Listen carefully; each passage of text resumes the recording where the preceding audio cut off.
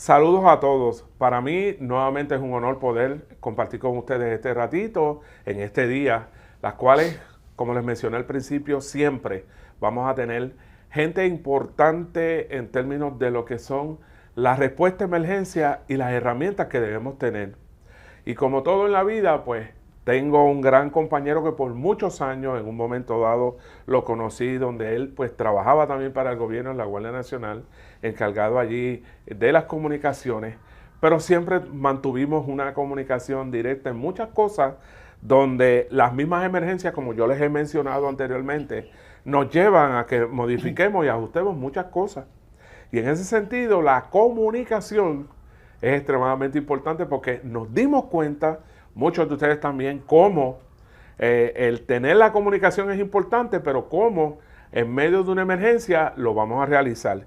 Y por mucho tiempo atrás, por mucho tiempo, no se hablaba de lo que era lo análogo, y créame, lo análogo fue lo único que se mantuvo de pie en toda esta tecnología que anteriormente siguió abarcando años, y es importante que la gente lo sepa. Lo análogo se quedó como que un poquito atrás y no se atendía. Y era una de las cosas que nos buscamos la manera de ponerla en pie y ponerla en función.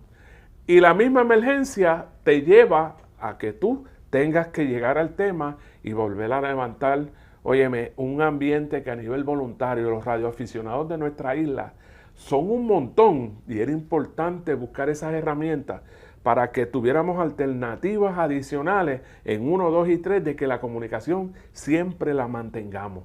Y en ese sentido, tengo aquí a mi hermano, antes era el sargento Plana y ahora es mi hermano y amigo, de verdad que es un honor tenerlo aquí, William Plana. De verdad, William, gracias, Nino. Gracias por tu tiempo, por tu espacio, y de verdad, gracias. Esto era uno de los temas que más a mí me ha apasionado por mucho tiempo, porque realmente lo vivimos en el paso del huracán María. No, quedamos sin comunicación, sin teléfono, no sabíamos lo que estaba sucediendo, y quizás antes pensábamos en plan A, B, quizás C, y hasta ahí. Pero nos dimos cuenta que tener plan A, B, C, D, F, G, los que sean necesarios, pero que la comunicación se mantuviera, pues era importante. Y el radioaficionado es algo que apasiona a mucha gente, que se pasan hablando con México, con aquel, con el otro. Los equipos son gente que voluntariamente están alrededor de toda nuestra isla, y la importancia de unirlos con líderes comunitarios era importante.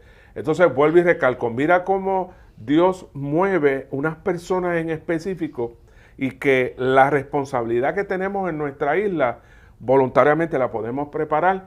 Y William es el presidente de Puerto Rico Community Communications.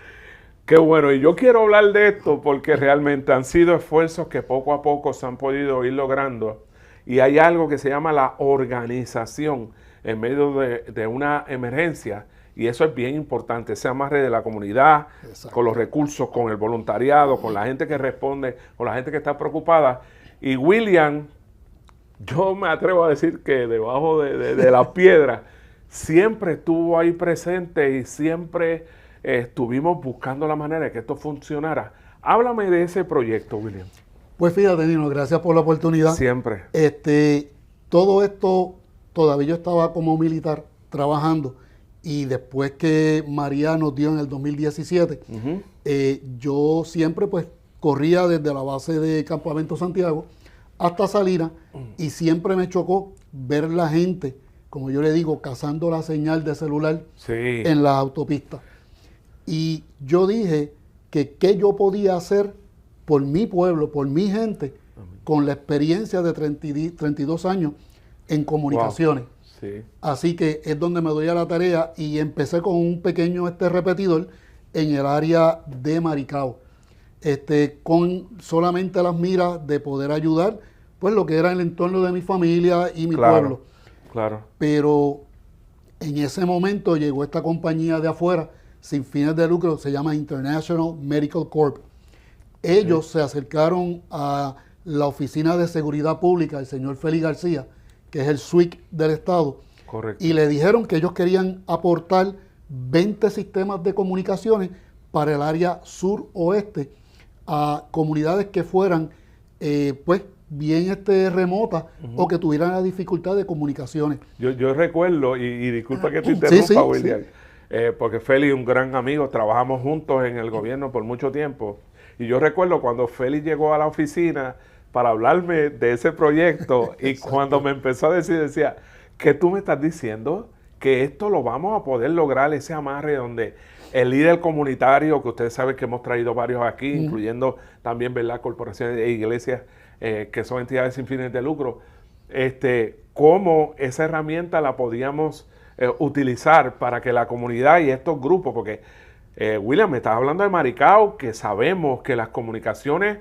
bien cuesta arriba por la cantidad de montañas y cosas, y sabemos que, como tú comentabas, yo le decía a la gente, los hormigueros que tú veías debajo de las antenas buscando cómo sacar una señal, fue bien cuesta arriba. Exacto. Y de la realidad, cuando Félix me habló eso por primera vez, yo dije, wow, Señor, gracias, porque sabemos lo importante que es áreas que se quedan incomunicadas totalmente. Exacto. Totalmente. Y si esto en el área metropolitana sucedió, no me quería imaginar cómo, ¿verdad?, en el centro de la isla. Y por ahí es que empieza, ¿verdad?, ese proceso. Exacto. Y nosotros nos dimos cuenta que cuando el señor García trae a esta corporación, International Medical Corp, nos dimos cuenta de cómo entonces pudimos empezar a ayudar a la gente, y ahí es donde entonces viene la segunda idea. ¿Por qué no replicamos esto a nivel de Puerto Rico y las Vírgenes? Claro. Lo cual hoy día PRCC Incorporado tiene 6 repetidores. Wow, y empezamos apoyando con uno, apoyando a lo que son las comunidades. Desde el este empezando tenemos Vieques, Yunque, Cerro Punta, Maricao, Atalaya, y el 6º repetidor no se ha montado todavía, que es en Isla de Mona. Que en un momento dado todas estas antenas y estos lugares, estas ubicaciones, se afectaron con el mismo paso del huracán. Correcto, se afectaron, y gracias a Dios, luego de eso, se ha puesto mucho más robusto el sistema, en el cual hoy día estos repetidores pueden subsistir en cuanto a energía, por lo menos en batería, hasta 7 días. Wow, que eso da mucho, por lo menos para dar la oportunidad de que uno pueda ir a hacer como un reconocimiento de cuánto daño pudiera haber. Correcto. Y saber si eso se va a mantener en función. Exacto. Y entonces, claro está, nosotros no podemos predecir la parte de las antenas. Definitivo. Porque todo depende, pues, lo que pueda pasarle a ellas. Ahora, sí estamos tomando la medida de tener ya esas antenas adicionales aquí, localmente en Puerto Rico, cosa que si pasa algo, el tiempo de reemplazo sea lo menos posible. Qué bien. Háblame, William, un poquito la tecnología y lo análogo. ¿Cómo manejamos eso en términos de las comunicaciones? ¿Cómo que funciona? Tenemos que estar y definir lo que es digital. Está el digital P25 y está el digital que usan los radioaficionados o otras compañías que dependen del Internet. Todo lo que dependa del Internet, sabemos lo que pasó en María. Si se van esos radios que dependen del Internet, no van a funcionar. ¿Y qué es P25? P25 es APCO 25, que es un formato en el cual, especialmente las agencias gubernamentales, es quienes más usan este formato. Después que el repetidor de ese sistema esté operacional, el sistema se queda operacional. Porque no depende del Internet. Ahora, lo análogo, yo por lo menos, y esta es mi opinión bien personal, mucha gente a lo mejor difiere de mí, pero en lo personal yo prefiero lo análogo. Porque corre mucho mejor. No, y fue lo que se mantuvo, lo hablamos fuera de cama, y en muchas ocasiones cuando se mencionó que no teníamos comunicaciones, había una alternativa de comunicación que precisamente era lo análogo. Y lo análogo hace muchos años atrás se había dejado como descansando, como que la tecnología lo había absorbido todo. Y nos dimos cuenta en el paso del huracán María. Inclusive, que todo un pequeño ejemplo que yo te puedo dar ahora mismo es los teléfonos VoIP de hoy día son muy buenos porque corren por fibra y corren por internet. Pero a la que se vaya la tecnología, ya esos teléfonos no sirven. ¿Y qué es lo que subsiste? Los teléfonos de cobre. La comunicación de telefonía por cobre. Increíble, de verdad. Así que eso es una forma de poderlo comparar, y por eso es que yo soy bien apegado a mantenerme en lo que es la tecnología vieja o lo análogo. Ok. Y háblame un poco de esto del tema de la interoperabilidad, que es un tema que yo sé que hay diferentes tipos de frecuencias y cómo la interoperabilidad lo que busca es reagrupar y cómo lo análogo se conecta con lo digital y podemos seguir funcionando. Recuérdense algo, que la emergencia te lleva a tú a analizar lo que tienes y buscar las alternativas que puedas tener, porque si algo es claro, si tenemos comunicación todo el tiempo, no importa la situación que podamos estar enfrentando, es importante cómo la interoperabilidad y cómo esto se puede amarrar con la parte análoga. Bueno, lo que hace la interoperabilidad no es otra cosa que coger dos diferentes frecuencias o dos diferentes bandas, ¿ok? Y poderlas unir para poder hablar de un lado a otro. Así que eso es lo que hace la interoperabilidad. Y la interoperabilidad la puedes hacer tanto por digital, en P25, o lo puedes hacer por la parte análoga. Así que puedes correr cualquiera de las dos modalidades dentro de lo que es la interoperabilidad. Ayuda porque, ¿sabes qué es lo que pasó en Katrina? En Katrina todo el mundo tenía su radio, pero nadie se podía comunicar. Se comunicaban dentro de su núcleo de grupo, pero comunicarse de núcleo a diferentes núcleos, eso es lo que no se pudo hacer. Y ahí es donde entra la interoperabilidad. La interoperabilidad lo que hace es que une todos estos grupos para que se puedan hablar y poder unificar un trabajo mucho más robusto y más certero. O sea que ahora tenemos esa parte de quizá dentro de la preparación que la misma emergencia de nuevo aporta a que sigamos afinando desde una comunidad que pueda estar incomunicada en un momento dado, pueda haber esa conexión junto, ¿verdad?, con el gobierno para poder tener un fin común para que entonces en medio de una respuesta al no saber cómo están o cómo quedan las condiciones de nuestro país, como pasó con el huracán María, inclusive a nivel del huracán Fiona en un momento dado, y otros tipos de eventos, porque sé que hasta en medio de un terremoto, un temblor, se podrían ver afectadas las comunicaciones. Esto de los baches, háblame de esos sectores. ¿Cómo es? Todos sabemos la topografía que Puerto Rico tiene. Es una topografía muy accidentada, mucha montaña. Así que sí, nosotros tenemos repetidores en las partes altas, pero ¿qué pasa donde están estos valles entre montañas? Y hay mucha gente no lo sabe, pero hay muchos sitios donde estos baches, donde no entra la comunicación, es crítica y tenemos que poder atenderlas. Por eso es que tanto en Maricao como en Sidra tenemos estos lugares y tenemos que trabajarlo. Cada uno es un reto individual. Correcto. Nuestra topografía es importante que sepamos. Nuestra topografía, siendo una isla, es bien difícil. Tenemos montañas muy altas, tenemos valles bastante bajos, los frondosos de los árboles, todas esas cosas tienen que ver. Y vamos a hacer algo. Vamos a ir a una pausa breve y seguimos con ustedes porque quiero que también William me hable de lo que son los radios estos MRS, cómo los radioaficionados y los KP4, qué significa eso y cómo las comunidades se están preparando para poder responder en medio de una emergencia y exportar a las comunicaciones. Seguimos.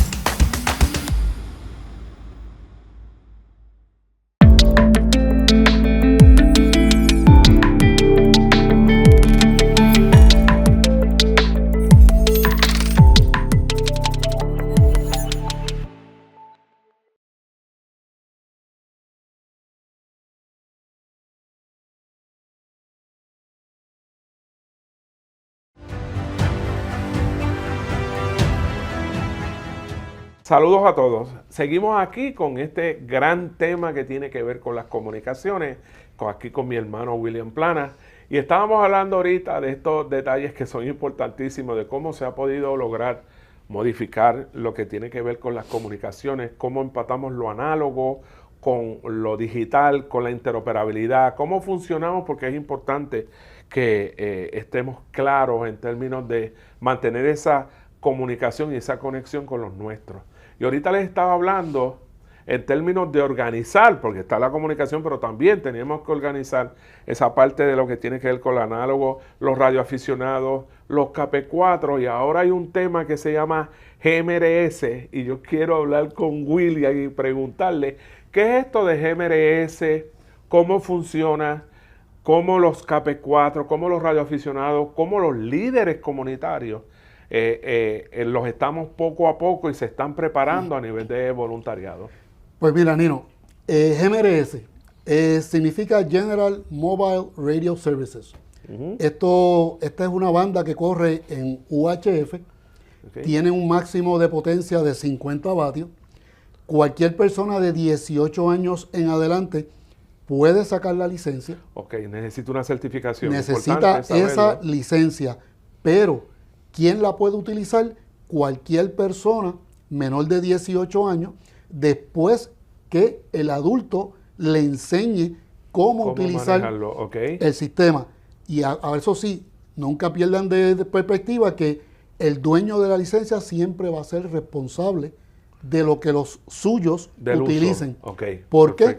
Porque una licencia puede ser utilizada a nivel de toda la familia. Una sola licencia.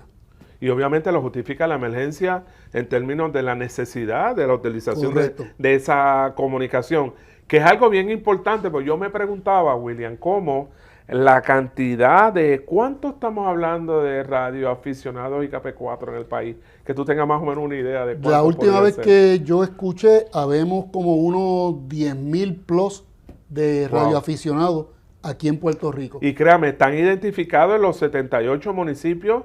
Sé que las 10 regiones a nivel de manejo de emergencia, del negociado, porque eso se dejó allí, ¿verdad? En función, identificados con un grupo de trabajo para que se reporten, que esto funcione 24 horas, los 7 días, en medio de una emergencia. ¿Cómo ese amarre ha seguido 6? Recuerdo, ¿verdad? Antes de salir del gobierno, que se hacían unas prácticas a nivel mensual, creo que 1 o 2 veces al mes. Exacto. Que eso es importante también, pues, que la gente lo sepa, que en términos de herramientas, vienen por ahí estas cosas, viene la experiencia en términos de los teléfonos satelitales.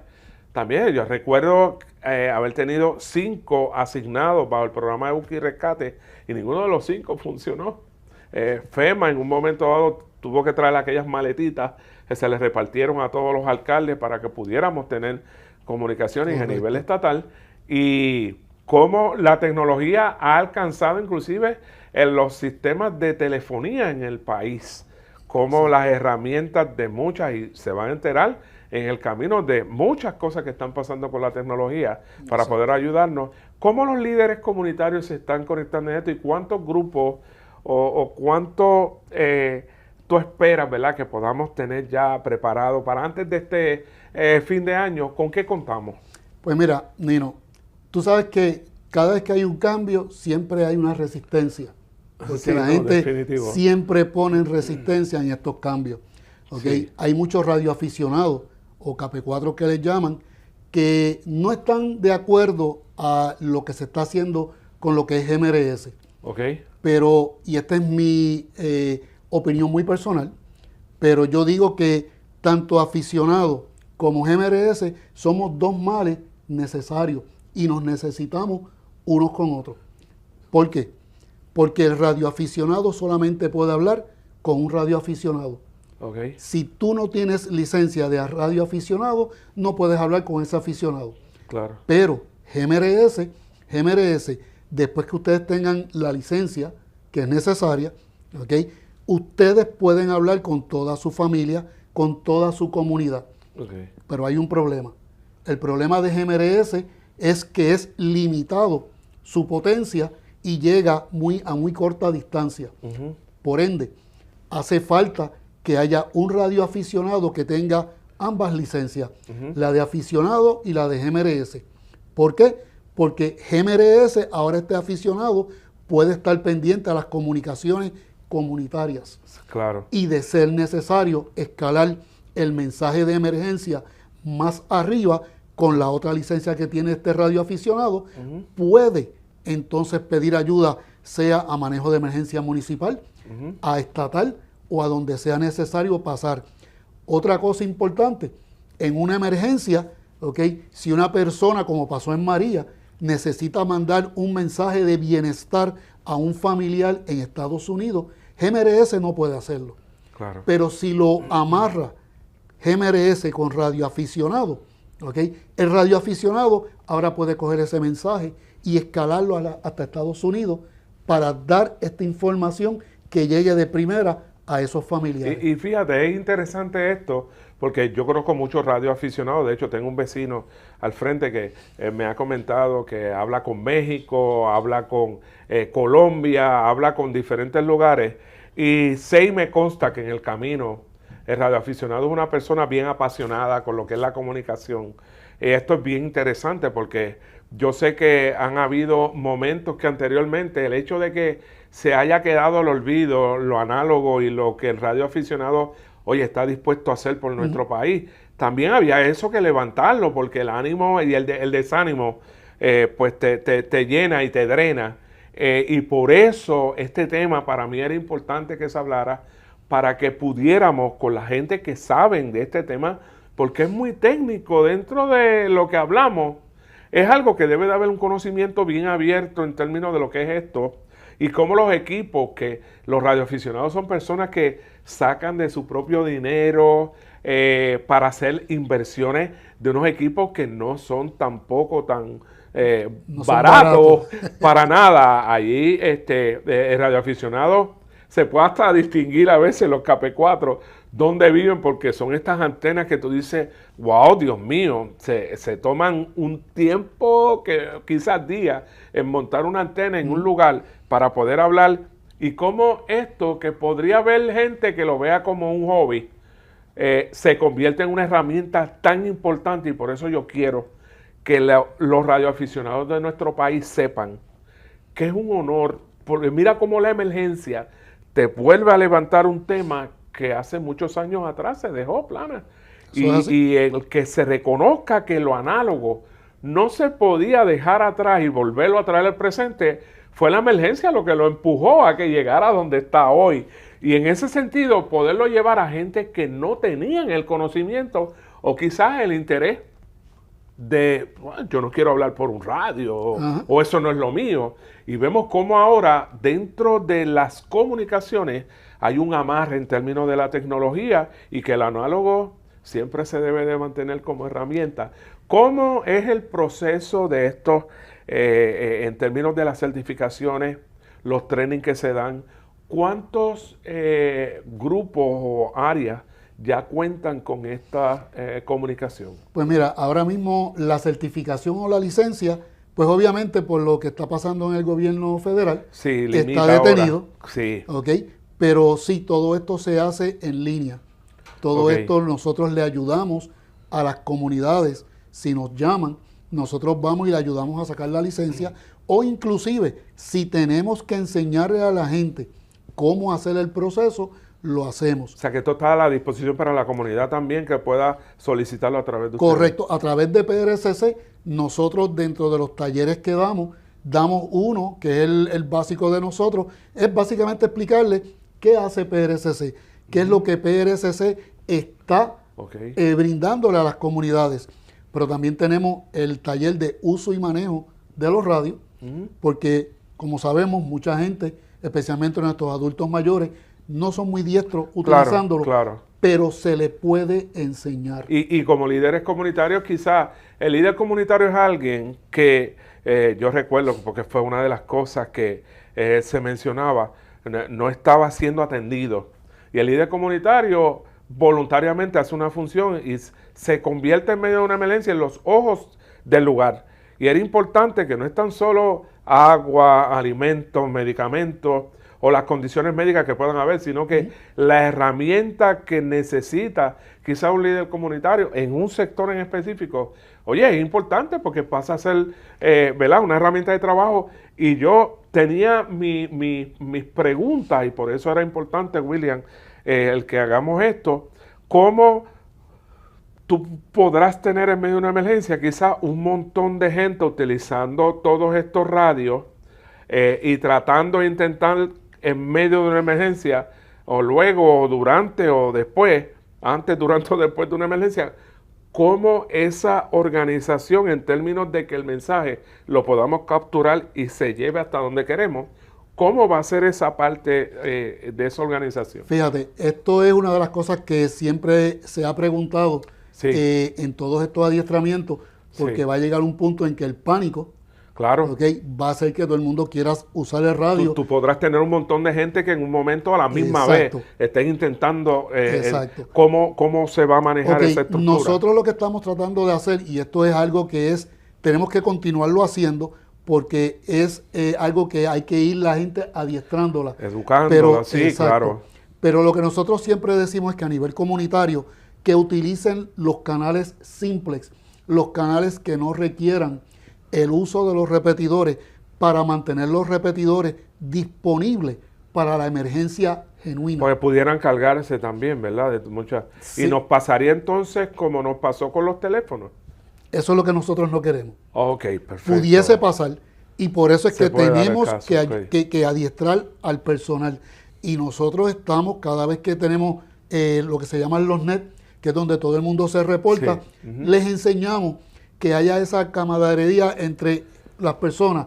Uno habla primero, uno después. De haber una emergencia que sea genuina, esa emergencia toma la precedencia del canal. Eso es importante. Y eso es lo que tenemos que hacer. Claro, William, eso es importante. Yo recuerdo en mi juventud tener un radio, y yo recuerdo que decían, me estás aplastando, o te estás yendo por encima, y había como que mucha comunicación junta y no había un control. Y esa parte, ahí me preocupo. Por eso yo sé que el radioaficionado y el KP4 juegan una posición clave en términos de unas cosas, y la organización es importante en todo para que no caigan Eso es algo descontrol. que a nosotros los radioaficionados nos distingue.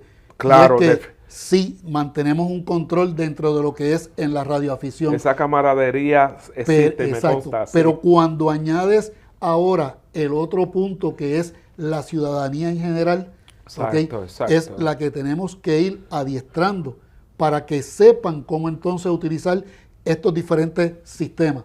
Así que por eso es que queremos que primero utilicen a nivel local lo que se pueda, y las emergencias que sean de envergadura, que corran a través del sistema de repetidores. Qué bien. Eso es interesante lo que les estamos diciendo, gente, porque no puede haber un descontrol, y es bien difícil porque cuando nos cae una emergencia encima, pues obviamente para nosotros es la emergencia más importante que se atienda en el momento. Y tener en medio de una emergencia una cantidad de llamadas, sabemos que inclusive una cantidad de llamadas en un lugar en específico, cómo se puede afectar hasta para sacar una llamada a través de un celular. Hay que tomar en consideración todas estas cosas. Miren, y vamos cerrando con esto porque es importante, las emergencias provocan que nos organicemos para que en la próxima no volvamos a pasar por la emergencia que tengamos. Pero en todo aspecto que tenga que ver con una herramienta importante en medio de una emergencia, es importante también que haya un control. Así que nosotros les exhortamos a que busquemos las personas que tienen el conocimiento en esto. Mucho respeto a todos, que Dios nos cuide, que Dios nos guarde, pero que en el momento en que tengamos una emergencia sepamos que esto está ahí para poderse utilizar. Y quiero cerrar dándole las gracias a todos esos radioaficionados y KP4 que hay en nuestro país. De verdad, mis respetos a todos ustedes, de parte de William, de este servidor, mis respetos y gracias por lo que hacen. Gracias porque quizás gente lo vea como un hobby, pero ustedes juegan un papel importantísimo en lo que es la comunicación el día que pase un evento de una emergencia, y que el resto de la gente que necesitamos que sepan qué es lo que está sucediendo, ese mensaje llegue. Así que, William, gracias mil, de verdad. Gracias a ti, Nino. Mi respeto, y sé que vamos a estar Muchas próximamente. Yo sé que en algún momento vamos a volver a hablar. Claro que Así sí. que vamos hacia Claro que adelante, sí. gente. Un abrazo, reciban esto de parte de nosotros. Y es un honor poder seguir llegando a ustedes. Así que hacia adelante siempre y mantente alerta siempre. Señores, Jugando Pelota Dura se fortalece en el mundo digital. Y ahora que transmitimos solo por YouTube, miles y miles de personas se unen de lunes a viernes para ver nuestro contenido. Este canal está lleno de contenido de valor para que juntos nos eduquemos, informemos y entretengamos. Suscríbete al canal, activa la campana y únete a las miles de personas diarias que nos sintonizan por YouTube.